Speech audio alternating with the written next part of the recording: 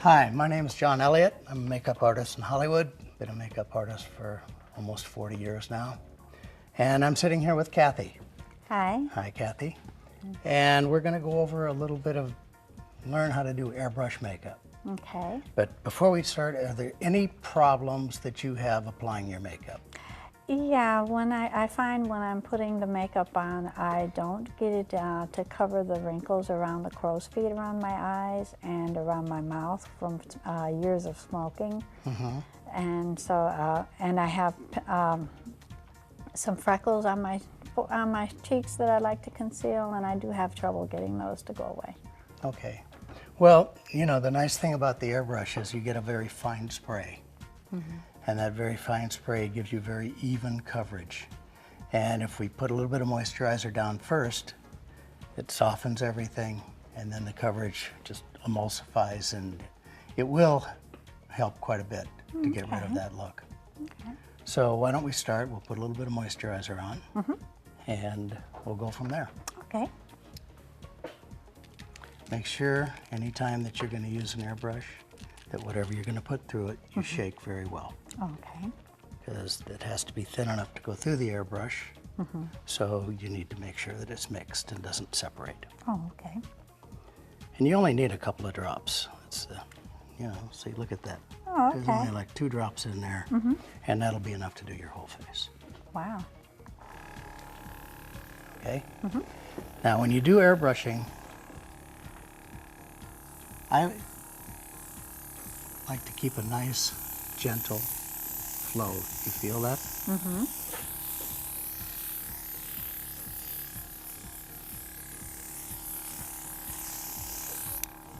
That's it. Wow. Now that's really all you need for your moisturizer.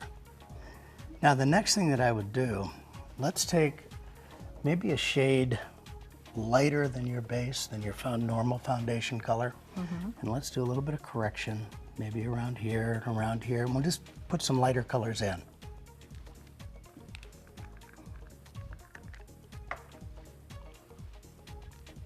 We'll just do about 2 or 3 drops here. As you can see, not very much. Now, when you're going to do a correction on it, since you're trying to do a specific area, I get it in a little bit closer.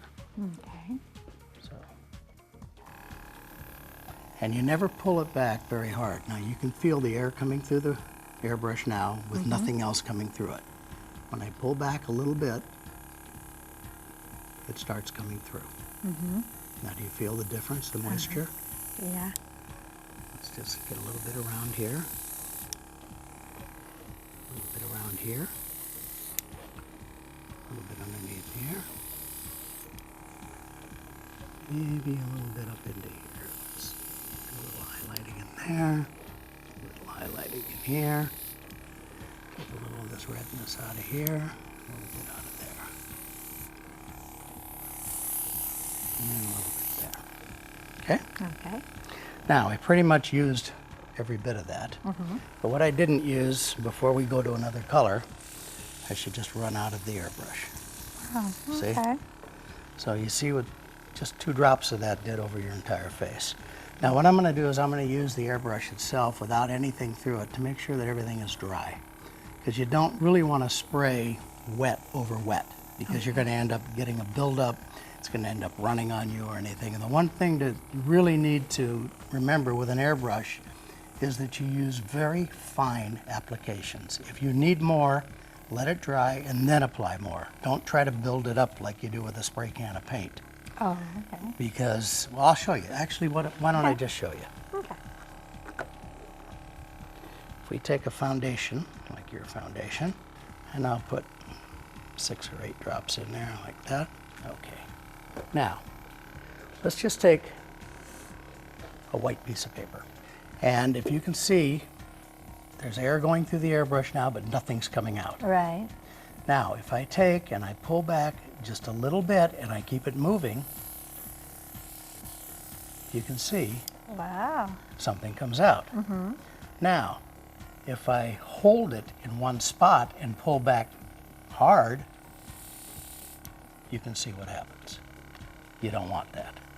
Okay. So you just do a nice light circular motion, and you just get a nice even texture over everything.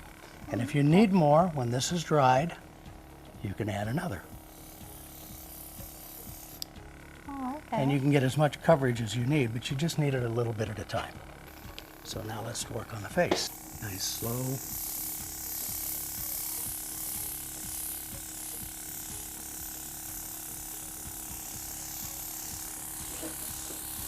Here.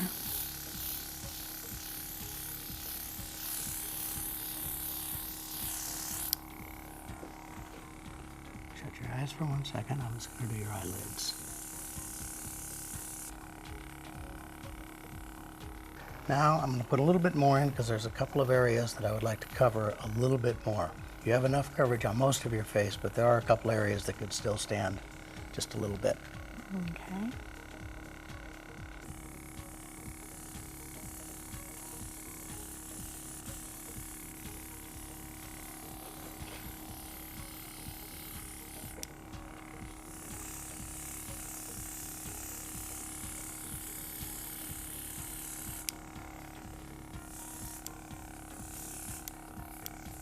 And then I'm going to take the rest and just blend it down onto your neck a little bit. And just let the airbrush run out of makeup there. All right, now I'm going to do something that is kind of a secret that we do for camera, basically, or for when we're doing actors and actresses, is you can use this makeup and you can actually do a little contouring, or you can hide things that you don't want seen. Like as people get older, everything kind of drops a little bit. So if you take a little bit of a darker color, like maybe the darkest color in your collection of stuff, put a little bit in the airbrush, lean your head back a little bit.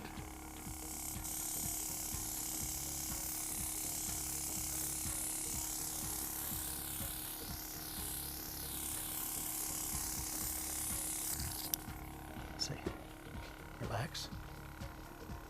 So you can definitely see that this will take some of the, actually here, maybe you can see. I like that. You know, you really try to draw attention to the better parts of your face. Your eyes are great. You know, we do a little eye makeup.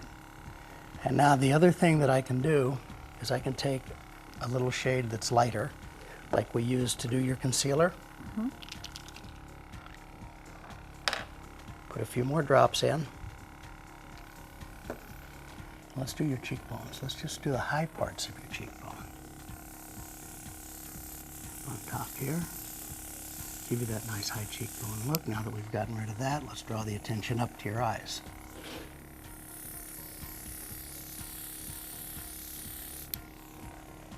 Maybe take a little bit more of the light in here and down there, where your nose. There. Now that's a pretty natural look. Okay, Kathy, that's your no makeup makeup. It truly looks like you're not wearing makeup. You just look healthy.